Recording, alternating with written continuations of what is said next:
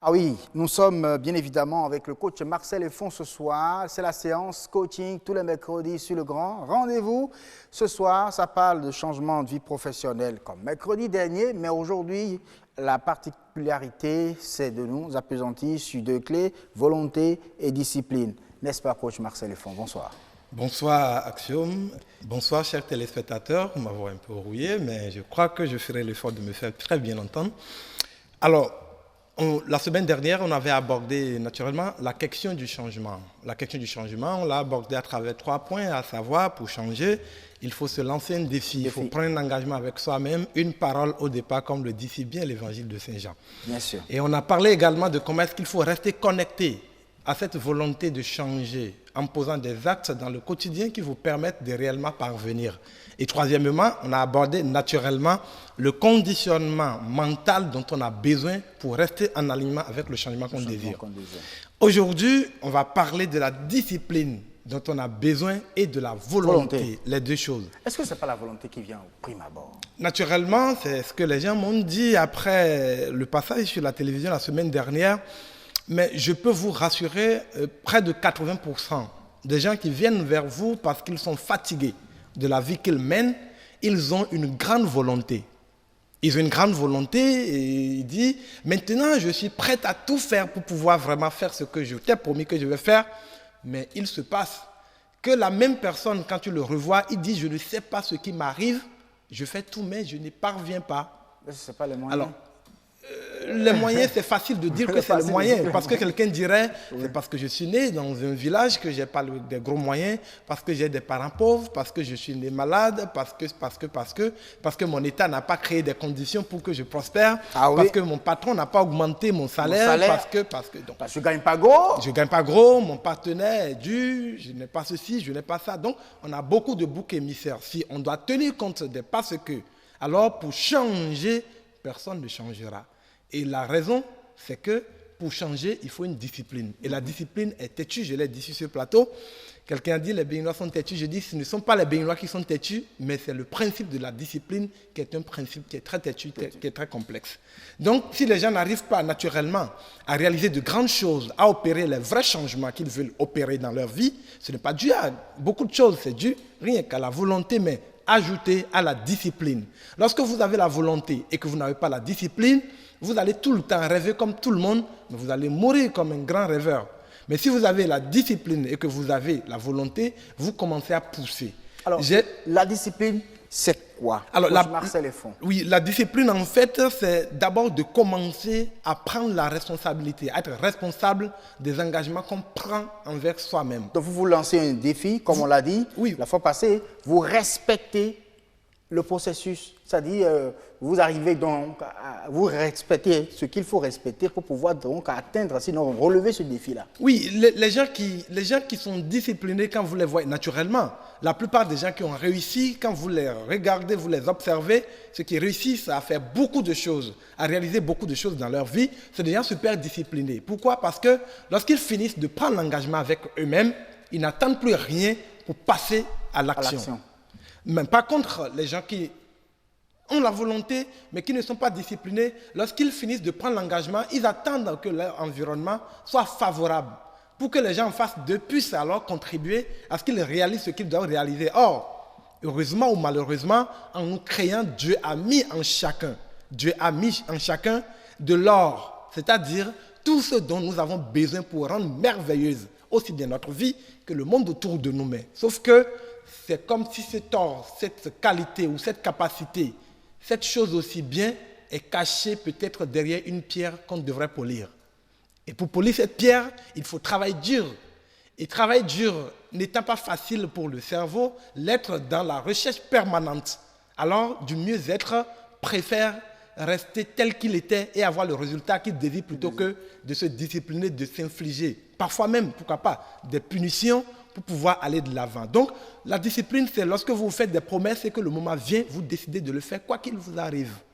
Lorsque vous avez décidé, par exemple, d'avoir une parfaite forme et avez décidé de sacrifier 30 minutes tous les matins pour pratiquer du sport avant de quitter votre maison, quand votre réveil vous réveille le matin, il n'y a que vous qui décidez de repousser ce réveil ou de vous réveiller, de vous lever, de vous mettre sur pied au son du réveil. Alors c'est ça qu'on appelle la discipline.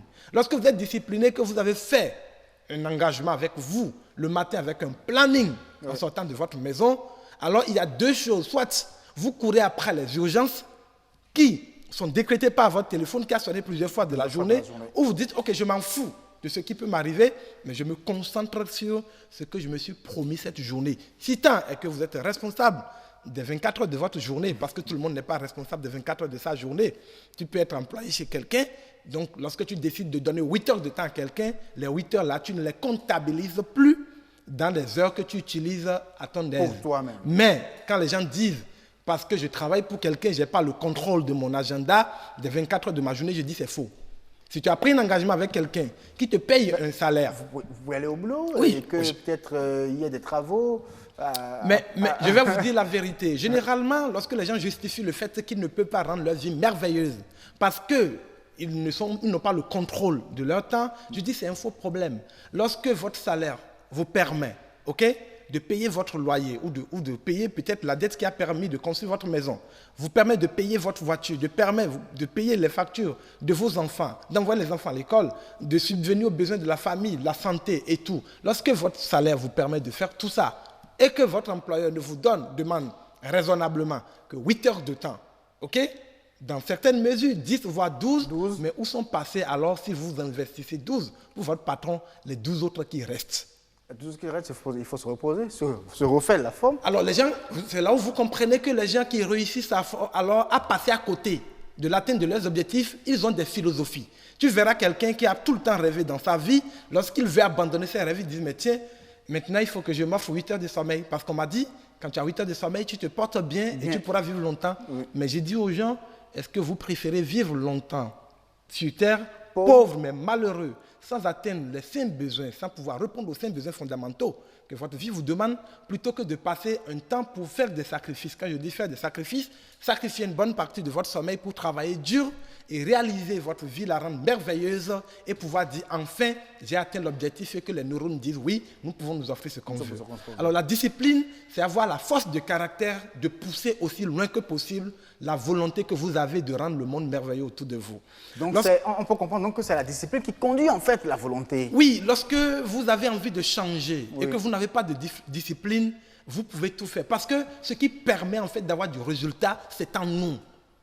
J'ai vu pendant longtemps, comme vous le connaissez avec moi, dans nos environnements, dans des entreprises, des gens qui viennent au boulot, qui laissent leur ordinateur et vous les voyez bavarder de bureau à bureau ou dans la cour de l'entreprise du matin jusqu'au soir. Et pourtant, ces gens disent qu'ils sont mécontents parce qu'on n'a pas augmenté leur salaire.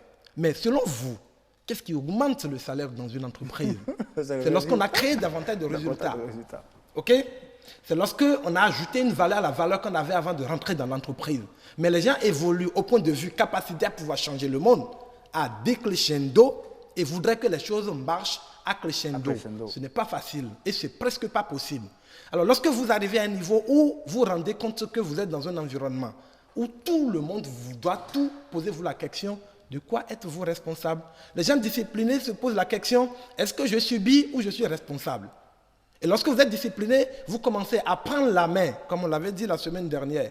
Face aux situations, vous vous rendez compte qu'en réalité, les 100 milliards de neurones dont vous disposez, vous les mettez au travail. Et quand vous les mettez au travail, ça ne marche pas. Alors j'ai un langage parfois un peu dur, les gens disent, mais ce dont ils parlent, est-ce que c'est possible dans nos environnements? Dans nos environnements, oui, c'est possible. J'ai l'habitude de dire à des gens, lorsque vous vivez dans un environnement où il y a 100 personnes, s'il y en a 2 qui réussissent à s'en sortir, posez-vous la question, comment est-ce qu'eux ils font? Et non chercher à les mettre des bâtons dans les roues. À les mettre des bâtons dans les roues, au-delà, mais à justifier votre échec par l'environnement. L'environnement. C'est parce que lui, il a eu tel moyen qu'il a pu réussir. Oui, moi, je n'ai pas ces moyens-là. Oui, c'est des excuses. Je dis c'est des excuses.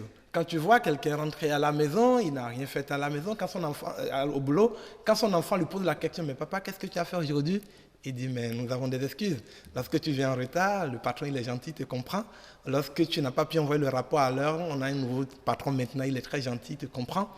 Et lorsque nous n'avons pas pu atteindre les objectifs à la fin du mois, il est très compréhensible. Alors, par finir, Nous avons des excuses. Et quand vous avez des excuses, je peux vous rassurer, c'est le vrai chemin pour abandonner alors la discipline et la volonté. Et tant que vous ne saisissez pas ces deux choses, vous avez beau eu, comme je l'ai dit la semaine dernière avec l'évangile de Saint Jean, des engagements fermes avec vous-même, des paroles fortes, mais elles resteront que des paroles. La discipline. J'ai vu un jeune homme, pour finir, qui travaillait dans une banque, qui m'a dit un jour, coach, moi, j'ai quitté la banque et plusieurs fois, je suis allé faire du wangashi. Wangashi, c'est des fromages faits localement. Oui. Alors, dans des bars. Et je te jure, je l'ai fait 1, 2, 3 fois. Je gagnais de l'argent qui m'a permis, pourquoi pas, d'arrondir les fins du mois. Mais un jour, mon épouse m'a mis assis et m'a posé la question. Mon cher époux, penses-tu que si tu m'avais dit que tu vendrais, après avoir déposé ton costume de la banque, des wangashi dans des bars, si j'accepterais me mettre avec toi? Et il m'a dit, c'est cette phrase qui l'a touché, qui l'a fait mesurer l'ampleur de ce que devenait son image et qu'il a abandonné. Et je dis, oui, c'est cela. Ta volonté était très bonne, sauf que tu n'as pas développé une force de caractère. Tout ce que vous avez envie de faire, c'est beau, mais quand vous regardez l'environnement, parfois les gens ne savent pas à quel point vous avez pris des engagements avec vous-même. Et ce que vous pouvez gagner à travers ces engagements-là, et c'est ce qu'ils diront, qui vous amèneront maintenant à faire comme eux. La question c'est, est-ce qu'ils sont un modèle? Est-ce qu'ils ont eu les résultats? Malheureusement, non. Donc, vos mesures, vos éléments de mesure, c'est vous-même. Essayez d'être fou dans la société. Faites des choses que vous n'avez jamais fait. Faites des choses que personne n'a jamais fait d'ailleurs. Faites des choses que personne n'a jamais fait et vous comprendrez que vous êtes en train d'impacter d'abord votre vie et bientôt le monde autour de vous va changer. Et donc, on comprend tout simplement que les gens évoquent des raisons, ils se trouvent des excuses pour n'avoir pas atteint donc, leur objectif. La question qu'on doit leur poser, est-ce que vous avez pu atteindre donc, les résultats? C'est non. Les autres qui s'efforcent, qui ont de la discipline, on voit tout simplement le résultat, on se dit donc, moi-même, c'est possible. Absolument, moi-même, c'est possible. C'est possible. Et le mot puissant, c'est lorsque votre volonté, alors, lorsque vous n'avez plus de volonté, vous devenez un esclave des démons, de la procrastination. Et le jour où votre vie devient alors une suite de démons et de procrastination, comprenez que vous avez commencé à mourir. Merci beaucoup, coach Marcel Effon.